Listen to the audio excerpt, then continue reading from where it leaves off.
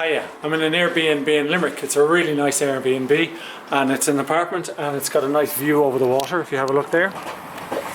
But the reason I'm showing you this is that when I first came in here, the woman who showed me the Airbnb told me that she had climbed that chimney over there. You see it? Can I zoom in?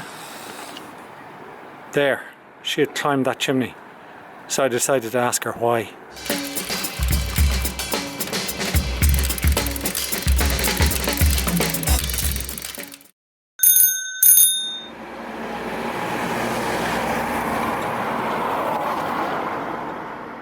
About 1962, we took 15 feet off that chimney, and there was a crack in it in 1977, and they put bands around the top. You can see the bands around there.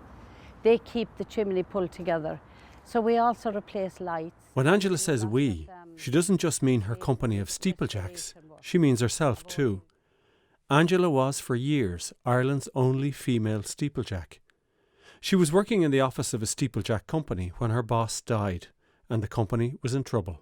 When my employer died, all the guys were idle, and I was without a job.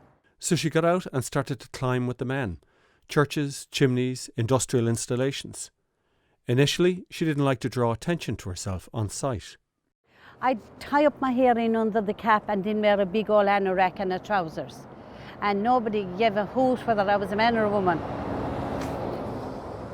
The lads were so good to me. I mean, I used to be pregnant and driving up to Mayo and up to ESB and Farban, and I'd be getting sick and have to get out of the car, heavily pregnant, and they'd come out and put their coat around me on a wet day when it would be raining.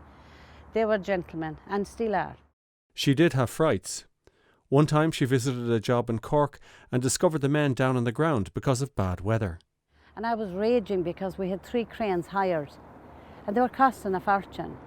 And I thought, blow me hell, we better get up there, you know. And I was showing the guys, oh, I can do it. So I went to the very top of this 300-foot tower. And as I was reaching the top, there was a mist coming in, just at inch, 'tis on a kind of an inlet. And there I froze in a few minutes.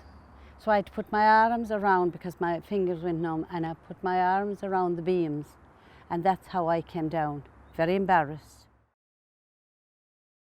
Most accidents happen actually near the ground of scaffolding, because they can be careless when you're near the ground. You can see the ground.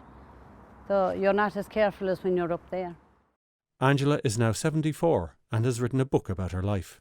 I wrote the book because I wanted to tell people that being disadvantaged was often as good as a degree, if you use common sense and hard work. And just even at primary school, we should be teaching youngsters to think, because we're being replaced by machines, so now more than ever we need to think